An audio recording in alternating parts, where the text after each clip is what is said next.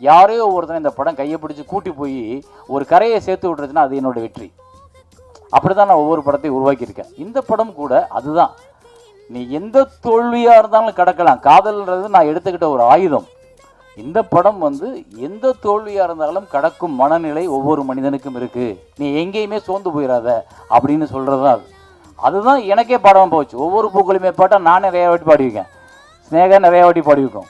அமீர் நிறையா வாட்டி பாடிப்பார். ஸ்னேகா நிறையா வாட்டி பாடிப்பார். அவங்களுக்கு அது போகும்.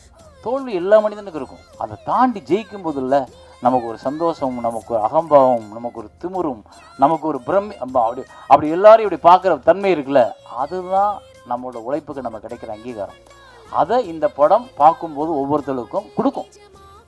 அதை தாண்டி நான் இந்த படத்தை இப்போ ரிலீஸ் பண்ணுறதுனால ஒன்றும் சாதிச்சிட போகிறதில்ல. இது எதுக்கு திரும்ப பார்க்குறவங்களுக்கு இன்னும் ஏன்னா இன்றைக்கி ஜென்ரேஷன் எப்படி இருக்குன்னு நமக்கு தெரியும். அந்த ஜென்ரேஷனுக்கு எங்கேயோ ஒரு இடத்துல இதை